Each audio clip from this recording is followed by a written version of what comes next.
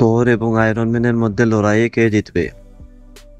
ফলাফল যুদ্ধের প্রেক্ষাপট, চরিত্রগুলির নির্দিষ্ট সংস্করণ এবং তাদের বর্তমান শক্তির স্তর সহ বিভিন্ন কারণের উপর নির্ভর করবে।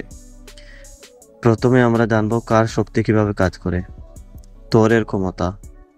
থর অতিমানবীয় শক্তি, গতি এবং স্থায়িত্ব সহ একজন দেবতা। তিনি বজ্রপাত এবং ঝড় নিয়ন্ত্রণ করতে পারেন এবং তার মন্ত্রমুগ্ধ হাতুড়ি মজলনির তাকে উঠতে এবং আবহাওয়া পরিবর্তন করার ক্ষমতা প্রদান করে। শতাব্দীর যুদ্ধের অভিজ্ঞতার একজন যোদ্ধা হিসাবে থর হাতে কলমে যুদ্ধে অত্যন্ত দক্ষ এবং অসংখ্য শক্তিশালী শত্রুর মুখোমুখি হয়েছেন। আয়রন ম্যানের ক্ষমতা। টনি স্টার্ক আয়রন ম্যান হিসেবে উন্নত প্রযুক্তি এবং বিস্তৃত স্যুটগুলিতে অ্যাক্সেস রয়েছে, যার প্রত্যেকটিতে অন্যান্য ক্ষমতা রয়েছে, যেমন শক্তি, বিস্ফোরণ, ফ্লাইট এবং স্টার্কের প্রতিভা স্তরের বুদ্ধি তাকে উঠতে কৌশলী তৈরি করতে, তার প্রযুক্তিকে মানিয়ে নিতে এবং তার প্রতিপক্ষের দুর্বলতাগুলিকে কাজে লাগাতে পারে। এখন আমরা জানব, যদি তাদের মধ্যে ফাইট হয় কে জিতবে। থর একজন ঈশ্বর, কিন্তু আমি মনে করি আয়রন ম্যান তাকে সহজেই পরাজিত করতে পারবে।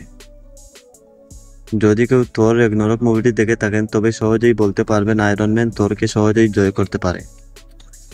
এই সিনে যখন থরকে গ্র্যান্ড মাস্টারের গ্রহে ফেলে দেওয়া হয়েছিল, ভ্যালকিরি সহজেই থরের গায়ে একটি চিপ লাগিয়ে দিয়েছিল, এবং যখন থর তাকে আক্রমণ করার চেষ্টা করেছিল, তখন সে কেবল তাকে বিদ্যুৎ শট করেছিল এবং থর রিমোট ছাড়া সেই চিপটি থেকে মুক্তি পেতে সক্ষম ছিল না। এইখানে যদি টনি স্টার্ক এর চেয়ে আরও উন্নত চিপ তৈরি করতে পারে, এমনকি তিনি তার এআই দ্বারা এটি নিয়ন্ত্রণ করতে পারেন, তাই থরের পক্ষে সহজে সেই চিপ থেকে মুক্তি পাওয়া সম্ভব হবে না।